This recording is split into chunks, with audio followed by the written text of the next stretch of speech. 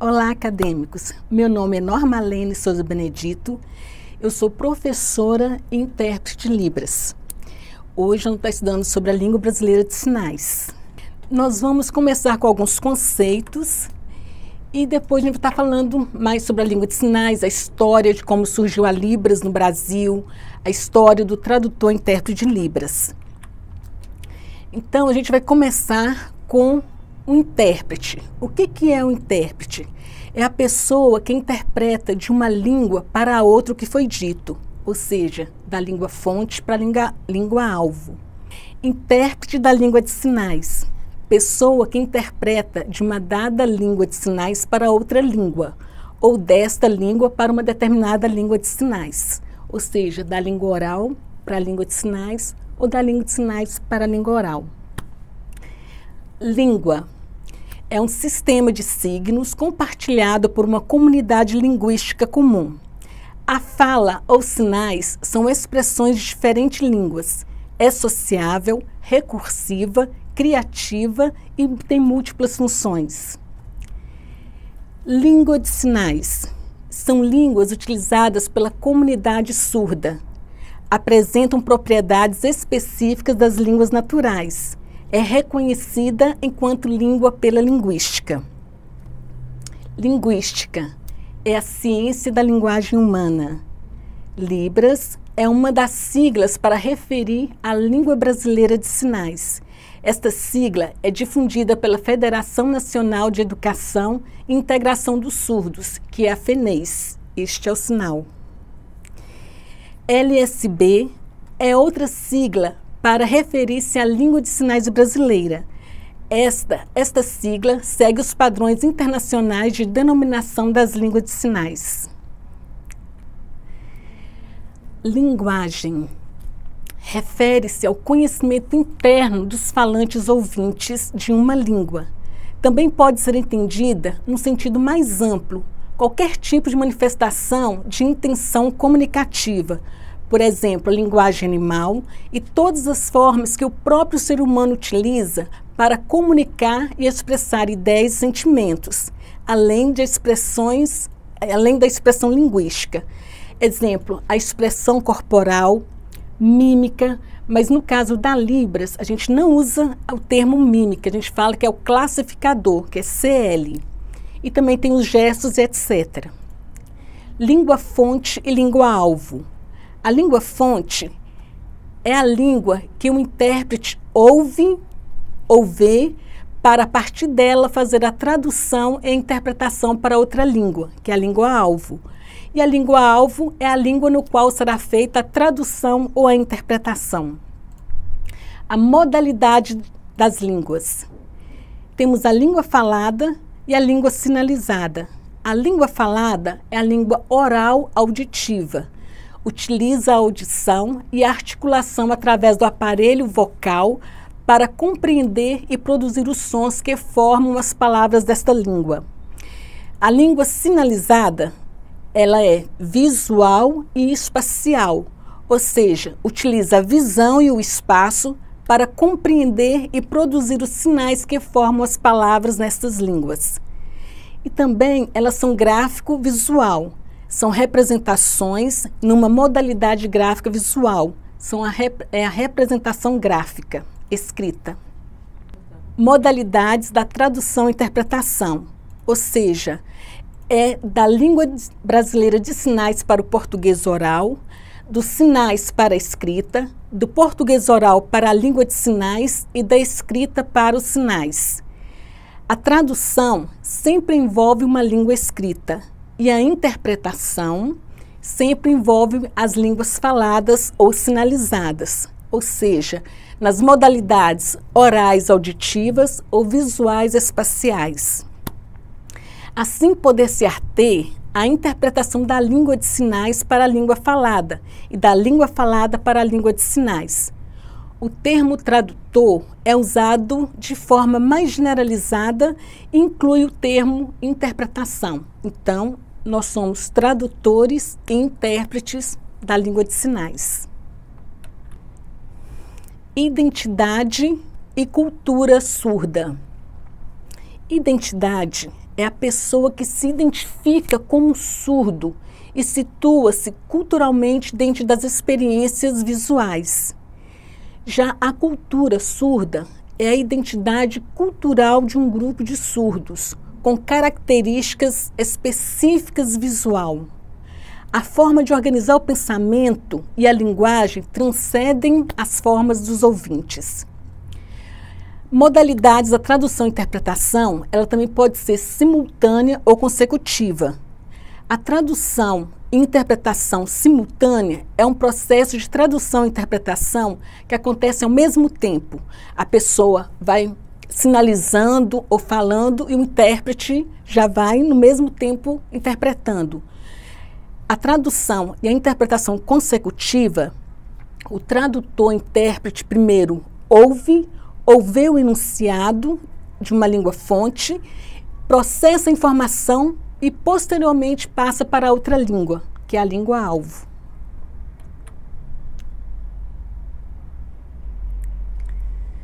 No capítulo 2, nós vamos estudar a história da educação do surdo no Brasil. No fim do século XVII, mais ou menos em 1717, as Santas Casas de Misericórdia tiveram muita importância na história das pessoas com deficiência, pois institucionalizavam pessoas doentes e carentes. Em 12 de setembro de 1854, Dom Pedro II criou o Instituto dos Meninos Cegos. Teve origem ligada ao cego José Álvares de Azevedo, que estudou em Paris, no Instituto dos Jovens Cegos. Em 1855, chega ao Brasil o professor surdo francês Edward Ernest Rouet, o sinal é este, por intermédio de Dom Pedro II. E em 26 de setembro de 1857, no Rio de Janeiro, foi criado o Instituto Imperial dos Surdos Mudos, hoje denominado Instituto Nacional de Educação para os Surdos, que é o INES. Este é o sinal. Lá funcionava como um colégio interno, onde as crianças e adolescentes ficavam durante todo o ano. Tinha oficinas profissionalizantes e as disciplinas dos conteúdos. Após 5 anos, Ernest Rouet, diretor, por motivos pessoais, deixou o Brasil. Desta forma, a direção do INES ficou sob a responsabilidade de diretores ouvintes. Os professores e estudantes utilizavam a língua de sinais francesa e a língua existente no país, e desta mistura surgiu a língua brasileira de sinais, que é a Libras.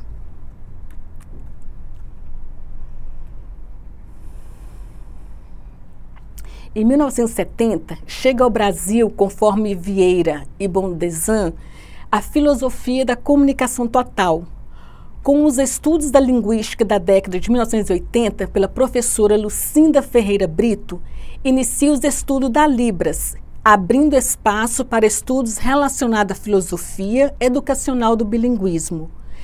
Da década de 1980 até 1990, floresceu no Brasil o uso da língua de sinais, a filosofia educacional conhecida como comunicação total. Originou nos Estados Unidos com o objetivo de aperfeiçoar a educação dos surdos por meio de todas as formas de comunicação possíveis: a fala, os sinais, a dança, a mímica, que no caso da Libras a gente não usa mímica, a gente usa o classificador, o teatro e etc. As concepções de surdez e da pessoa surda no Brasil passa por modificações, utilizando várias metodologias em distintas abordagens para surdos, destacando o oralismo, a comunicação total e o bilinguismo. A premissa básica da proposta bilíngue é o acesso à língua de sinais, a qual deve ser trabalhada com a criança por educadores bilíngues. No capítulo 3, vamos estudar a história do profissional tradutor e intérprete da língua de sinais. Em vários países, há tradutores e intérpretes de língua de sinais. A história da constituição deste profissional se deu a partir de atividades voluntárias, que foram sendo valorizadas enquanto atividades laborais, na medida em que os surdos foram conquistando o seu exercício de cidadania. Então, a gente tem um caso na Suécia, nos Estados Unidos e também no Brasil. Na Suécia, o trabalho do tradutor-intérprete começa no final do século XIX. Em 1938, 5 cargos de conselheiros para surdos foram criados. Em 1947, mais de 20 pessoas assumiram a função de intérpretes. Em 1968, por uma decisão do parlamento, todos os surdos teriam acesso ao profissional intérprete diante de reivindicações da Associação Nacional de Surdos, criado o primeiro curso de treinamento de intérprete. Em 1981, foi instituído que cada conselho municipal deveria ter uma unidade com intérpretes. Já nos Estados Unidos, em 1815, Thomas era intérprete de Laurent, surdo francês que estava nos Estados Unidos, para promover a educação de surdos. Ao longo dos anos, pessoas intermediavam a comunicação para surdos, como voluntários, utilizando uma comunicação muito restrita. Em 1964, foi fundada uma Organização Nacional de Intérpretes para Surdos, estabelecendo alguns requisitos para a atuação de intérpretes. Em 1972, essa organização começou a selecionar intérpretes, oferecendo um registro após avaliação.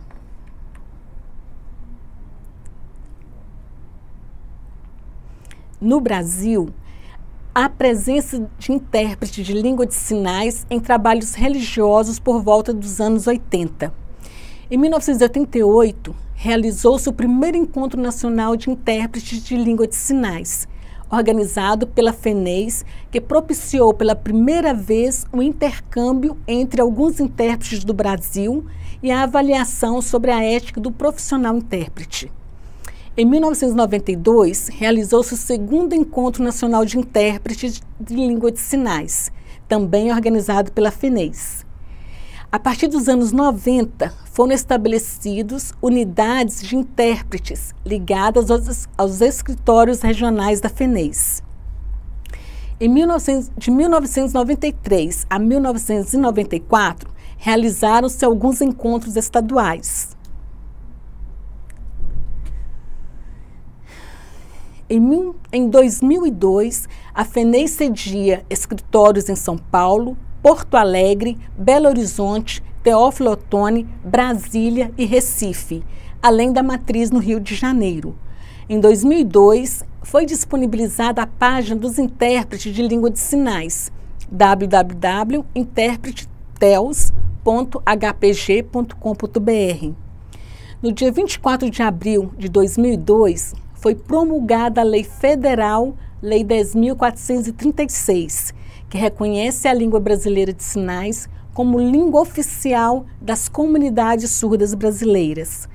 Tal lei representa um passo fundamental no processo de reconhecimento e formação do profissional intérprete da língua de sinais, bem como a abertura de várias oportunidades no mercado de trabalho, que são respaldadas pela questão legal.